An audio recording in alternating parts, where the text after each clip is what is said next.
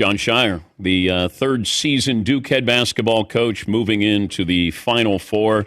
You've been there as a player. You've been there as an assistant coach. What's it like to be there as a head coach?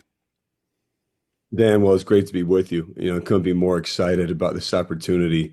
I'll feel it, I'll feel it in person in San Antonio. But to be honest with you, it feels surreal. It's the promised land. Obviously, we're hungry for more, but couldn't be more excited about this opportunity.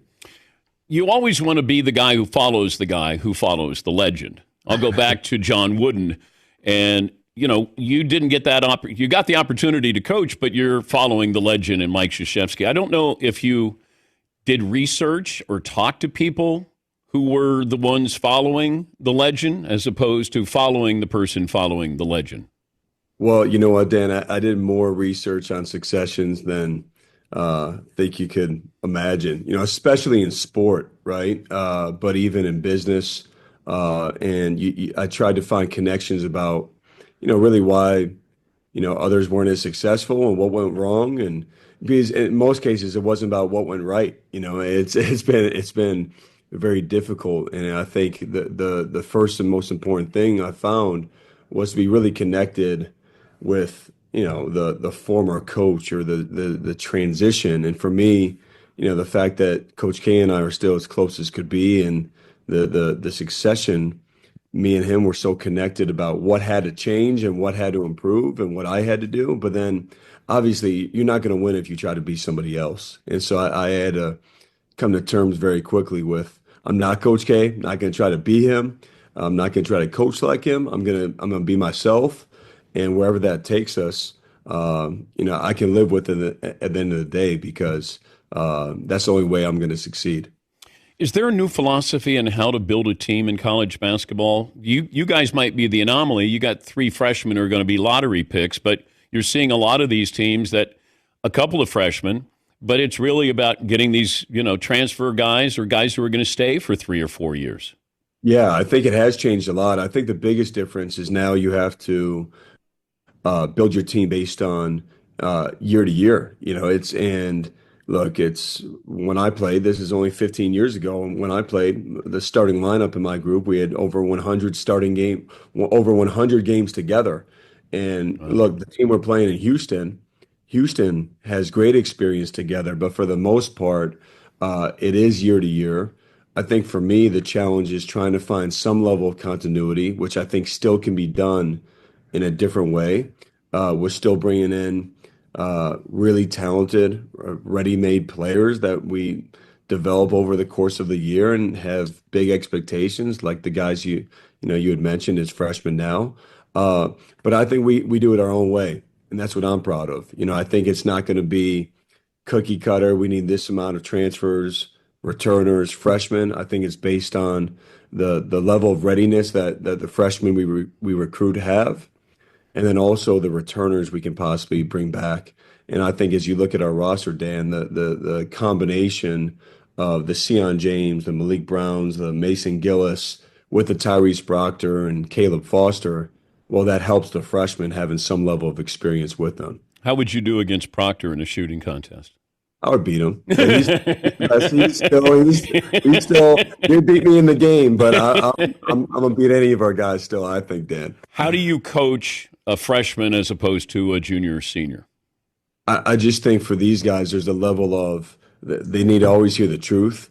You have to hit them right between the eyes, but also at the same time, you have to give them really good confidence, because they're going through something they've never experienced before.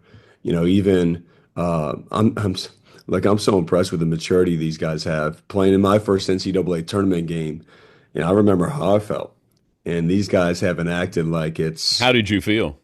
I felt, jittery. I felt, pressure.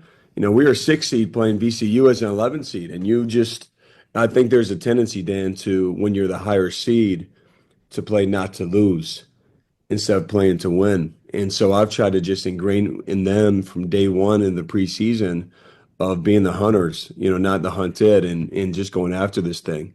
And they've embraced that and they've done that. But I think with the freshmen, just to continue to give them confidence at the same time of trying to prepare them for things that they haven't seen before. And that's what I've tried to do.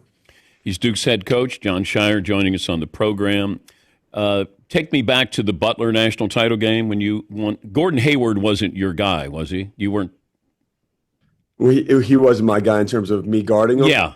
Yeah, I was ahead on the play that he got so I think the people always think about the last half court shot, which is right there. The one before that he had, we were under out of bounds, we were up by one, and he had an isolation play at the top of the key, and he ended up shooting about like a 15-footer from the baseline.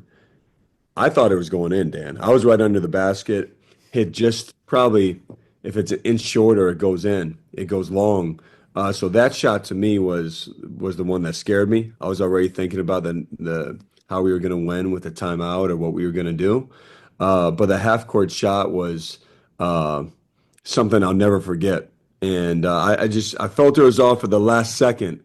I was ahead on the play, but thank God he missed it. If he hit that shot, he becomes Leitner. Yeah, you know what? And probably I don't know if I'm the head coach at Duke. I don't know if I'm. I think my whole life is different. You know, I think there's a lot of things that could be different from that shot. But do you explain to your kids, and I don't know if you feel this, but the Leitner years, even J.J. Redick, people hated Duke. Yeah, it doesn't feel that way. This is a team that people may root for, maybe not root against, but they're not. You know, they're like, hey, Cooper Flagg looks great. I mean, it seems like a fun team. They play, great offense and defense. Are you guys embraceable? I sure hope so. And look, it's funny because I think we are always embraceable, but like you said, I think it's a different feeling, and I can't explain why that is. I hope it's the fact that you have uh, a group of really talented players that really embrace playing the right way. It's led to some beautiful offense, and they're tough. Like they're not afraid of anything. So I think that combination maybe has been received well, but again, not JJ Redick was the same. I don't know. I don't know what it is. I don't know what it is. Have you had the conversation with Cooper Flagg about coming back? No. Okay. No. Is there going to be a conversation? No. Okay. Yeah. Although I can dream about that. Yes, you can. I just, I think that's all it is in this case. I think it's a dream, and I think he's got to take the next dream in his life and be the top pick in the NBA draft and start his professional career. Before I let you go, I remember talking to Steve Nash, and he said during his career with Phoenix, coaches told him he was too unselfish. There are times where I see Cooper Flagg maybe too unselfish. The Phoenix Suns had to tell Steve Nash to shoot more. Is Cooper Flagg sort of in that? It seems like he's really, really engaged to get everybody involved. And maybe, I'm not going to say the detriment, you're here at the Final Four, but are there times when you want him to be a little more selfish? I think you hit the nail on the head with him, Dan, because he's part of his what makes him so special is him bringing along his teammates and his feel for his passing. Like it is an incredible weapon for our team, but also he can want to defer at times to get them going. And we're at our best. He's at our best when he's in complete attack mode. Teammates will get shots from that. But that's something it's probably the biggest thing we have to get on him about. And just making sure he's not deferring and continually just looking to dominate, which he can. Good luck in the Final Four, John. Great to connect with you again. Thank you. Thanks for having me. Appreciate you. That's Jon Scheyer.